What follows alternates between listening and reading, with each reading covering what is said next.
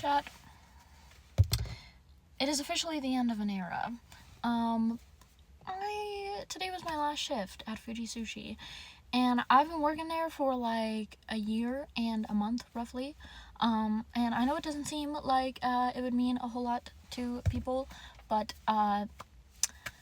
this is like a symbol, bro. For me, it's more than just working at Fuji. It was everything that came with it. Obviously my coworkers, the experiences, but also everything that happened in my life while I was working at Fuji. When I first started, I was in a long-term relationship, and obviously things are very different now. And I was about to start my senior year of high school. I finished my senior year of high school, and the summer's ending, and fall's here. I've gone through incredible amounts. I have gone through so much change.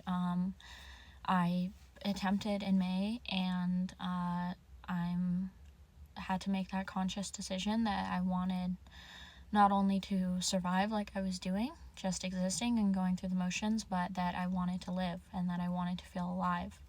It's kind of a crude way to put it. I mean, I guess, I had my whole phase while I was working there. I understood and I figured out that I was using people because I felt like I had lost my identity. I feel like I literally killed that ego and have rebuilt myself while working there. I feel like I'm an entirely different person now, and my intentions are different, and trying my best not to hurt other people, and that includes myself. Back then when I first started working at Fuji, I didn't even think that I would ever be able to stop self-harming or that my eating disorder would ever get better. I literally didn't want to be alive. I didn't really ever see it as a possibility that I would be happy or that I would be able to take care of myself. And I have been able to prove myself wrong in those areas. I haven't self-harmed in a while now. I don't struggle with my body image. Of course there's harder days, but I don't rely on the way that I'm perceived by others, whether that's who I am as a person or my physical body, to be the determining factor of if I'm enough. And I have just genuinely made so much progress. I've learned to take a step back from relationships that do not benefit me, and understanding that I will always come first, no matter what. But it's been hard to come to that conclusion, and I am very grateful for the time that I spent at Fuji. I feel like I learned a lot. And in a roundabout way, I feel like one of the biggest lessons I learned at Fuji was that it's okay to care. That was a part of it, and it's ironic because I wouldn't have thought it would have been that way. But if you are my coworkers and you're watching this, because a lot of them follow me, I cared, and I do care. Of course I still care, but I cared so much. I felt like it was hurting me. I don't struggle with it as much anymore now that I kind of understood what was going on, but I kind of have this thing where I try to help other people when I don't know how to help myself, and I'll find people really interesting and I care about them a lot because that's who I am.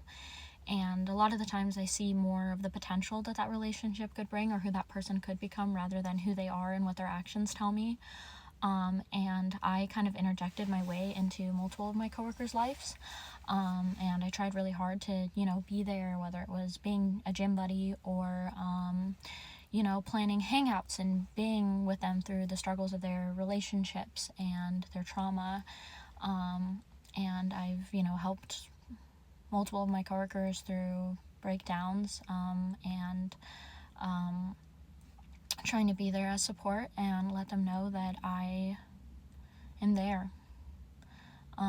Just continuously letting them know that I'm there, reaching out, trying to plan things. And recently, probably a couple months ago, I was getting burnt out because I was pouring so much into all these different people instead of myself.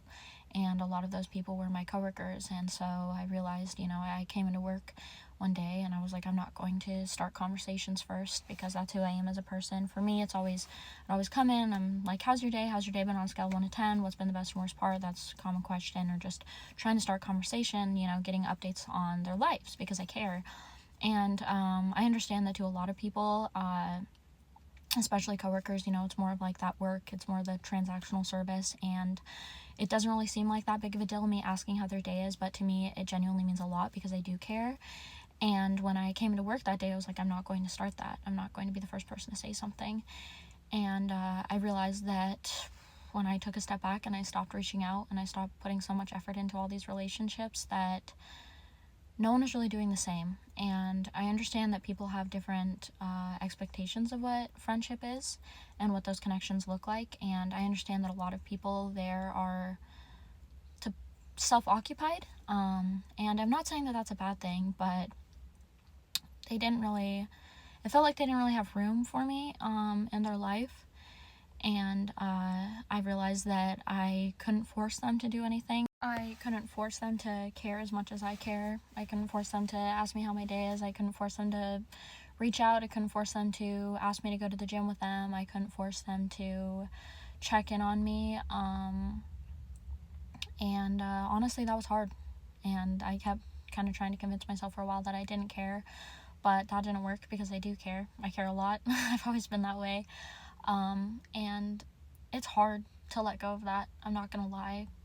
The potential that those relationships could have been, what could have been, is a really good way to put it. And that was kind of my last deciding factor for why I was leaving Fuji. For one thing, it's making $3 an hour, less than $17K a year, which is fucking horrible.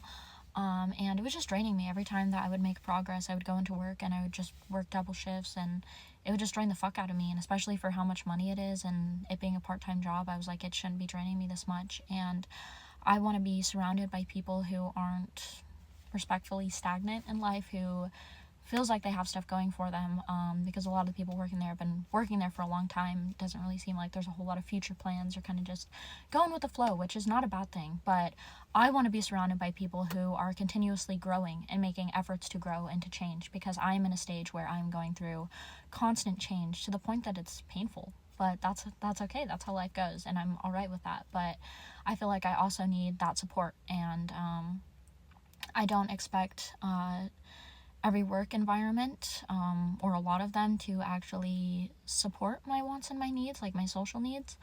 But especially Fuji, it was taking from me. It was putting me in an emotional deficit. And just really, like, Fuji symbolizes a lot to me. It symbolizes everything that I've gone through. And just the people, like, at the end of the day, I just want to put it out there. I hope that they do, but I don't really think they realized how much I care. I care a lot.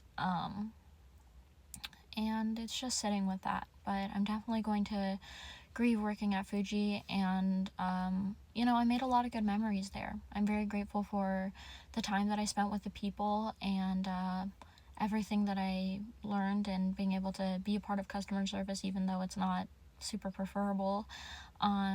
And now I'm moving on to bigger things. Like, it's still work in progress, but I'm working on my poetry book, and my relationship with my dad is looking very hopeful. And I feel like in the romantic department, things are also going well. And I have just seriously made so much fucking progress. It's crazy. I've learned how to stand up for myself and take myself out of situations where people are being manipulative, or they're kind of expecting me to fix them, or expecting to fix me.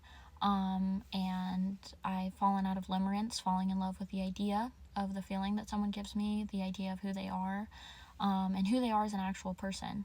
I'm going to become a registered behavior technician, and I literally have so many plans for the future. And I'm gonna be honest, I am pretty anxious about, what comes next, but that's all part of the journey, right? But anyway, it's heavy. It's heavy. I don't cry, but I've teared up a few times, and that shows a lot.